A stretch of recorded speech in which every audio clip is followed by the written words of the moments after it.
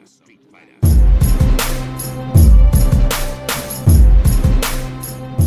going on, fight fans? This is Capital Combat. The name says it all. I'm Rob Jarrell, and this is the preview to tomorrow's, well, I was going to say super middleweight, but it's a light heavyweight matchup featuring Danny Jacobs taking on Julio Chavez Jr.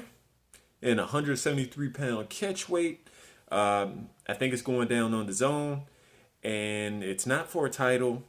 I really wasn't sure if I was even going to do the preview for this. This is a very quick video. Just to give you a little bit of background of what's going on. It was supposed to take place last Friday. But because of Julio Chavez not agreeing to drug testing as a part of the bout, it was postponed until that can get taken care of by the Nevada Commission. Looks like the bout was moved to Phoenix to kind of make up for that, to try to save the bout. I mean, there's a couple of undercard fights that are interesting, featuring Maurice Hooker and I think Gabe Rosado, but nothing too interesting. But it's the main event taking place tomorrow. We're looking at Danny Jacobs coming off his win with Sergey Direct. No, I'm sorry. I just looked at the darn thing. Let me take a look. I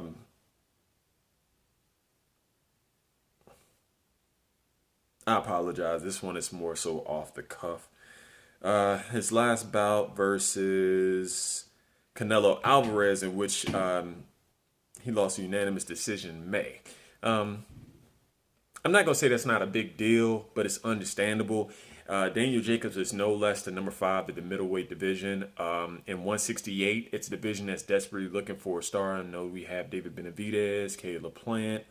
I think Humberto Soto is at 168 unless he moved up again. So I'm trying to remember where all these guys have gone.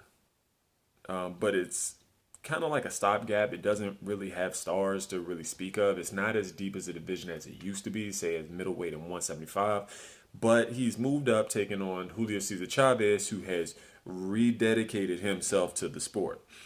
And before the official weigh-in, I guess they saw that because of the whole drug testing thing, he wasn't going to make weight. He was probably on track to make weight last week at 168 pounds, but because of the extra week dealing with the drug testing thing, he probably put that weight back on. If you know anything about Julio Chavez Jr., he's not the most disciplined guy in the world, even though he has claimed that this fight he did not do any of the detrimental behaviors that he mostly exhibited in the past, which has caused him to fight once this year and really have huge gaps, going missing during camps, not listening to his dad, not showing up for training, not training hard. He's still under Freddie Roach, but he's just been probably one of the most undisciplined fighters for a guy who has some kind of potential, his particular size. And he has the DNA of a legendary Mexican boxer in Julio Chavez Sr. So, I mean, his last win was earlier this year against Evert Bravo, whoever the heck that is. He won by a KO in the first round. But, I mean, it's a guy that wasn't expected to come in and do anything anyway. Before that, he lost to Canelo Alvarez back in 2017, which means he hadn't fought in almost 2 years by the time he's taken on that fight with Evert Bravo. Again, legal issues, drug issues, undisciplined, not maintaining weight. I mean, he came in looking terrible, slow, whatever, versus Canelo Alvarez. And then he looked bad against Andres Fonfara, in which he was knocked out in, 9 rounds? He was beaten for 9 rounds. He just doesn't have the size of physicality to really maintain any kind of anything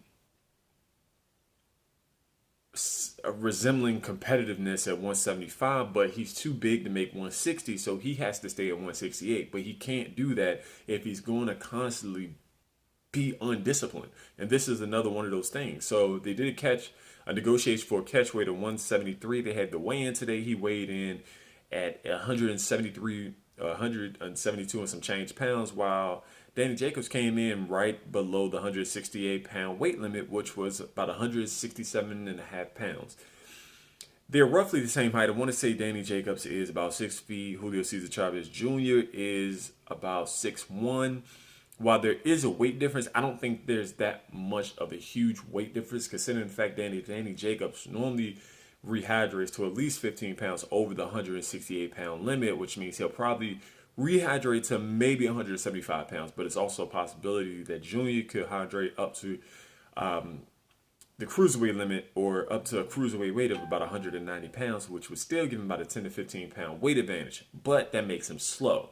It also makes him fairly durable against a guy not named Andres Fanfara, who is a natural 175 pounder. Just to get into the bout,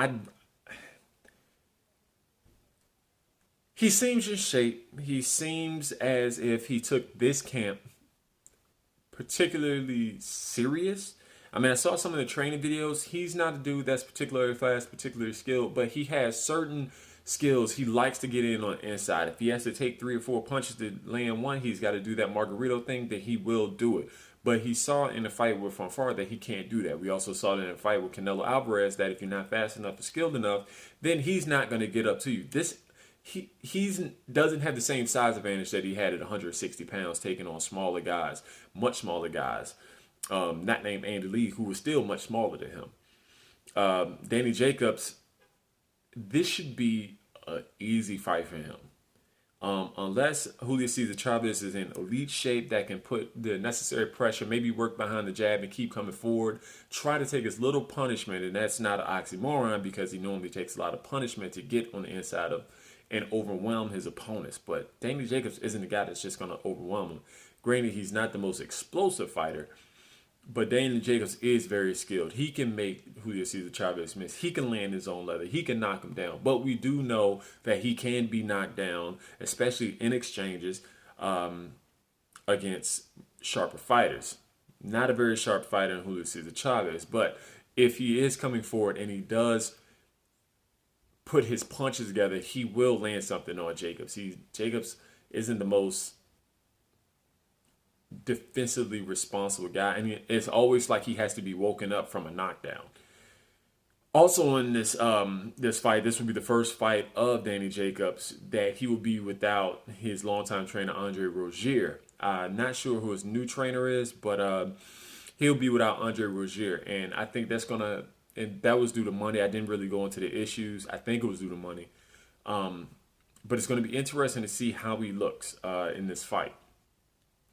And if you look at one of our older videos with Sergey Derevchenko, who was out without Andre Rozier for, I believe, 1 or 2 fights because he was busy with Daniel Jacobs, you can see there's a stark difference in motivation, training, tactics, everything. He just looked like a different fighter with Rozier in his corner. And that's a possibility in this fight, that without a trainer that knows him as well as Andre Rozier, that's as experienced, as smart as Rozier, and is able to get the best out of his fighter, we don't know what Daniel Jacobs is going to show up in the ring. He may have got someone that is familiar with him. He may have gotten someone that can teach him something different. But between that May fight and the December fight, it's a possibility that he's not going to learn what he needs. But again, this is Julio Cesar Chavez, so he may not need to know much for this fight in order to make it happen. I'm looking for him to fight at mid-range. It would be better for him to not take unnecessary punishment from Chavez in fighting in the box. We all know he can. We all know he has the mentality that he could take a punch. But it's almost like he's trying to live the reputation down that he can't take a punch. And I would prefer that he didn't do that. Utilize the jab, at least as a rangefinder, because he's not the best jabber. But throw the hook off the jab and shoot an uppercut. We know Julio Cesar Chavez is there to be hit. He has a elite defense. I think the uppercut will be there all day. But he's going to have to look out for those looping shots. And I'm just looking for a unanimous decision. I don't think Jacobs is going to be able to knock him out because Chavez Jr. is used to taking the punishment from smaller guys, not bigger guys. And Danny Jacobs is not going to be bigger than him. that's all I got for you today. Tell us what you think. Hakeem is going to bring you the preview to Saturday's fights. That's going to feature the rematch between Tony Harrison and Jermell Charlo at 154 pounds. Tell us what you think. Is Julio Cesar Chavez Jr. going to get a career best win versus Daniel Jacobs? Is Daniel Jacobs going to rebound from the loss from Canelo Alvarez to maintain that top 160-pound slot, or make noise at the 168-pound weight division? Tell us what you think. That's all I got for you. If you haven't already subscribed, smash that subscribe button, smash that like button. Check out our other videos. Comment down below. Hit us up at Capital Combat at Facebook, Instagram, Twitter. No longer on Google+. That's not a thing anymore. And until next time, fight on. This is round one, and you've already lost. They don't seem to see that everything we've done is coming.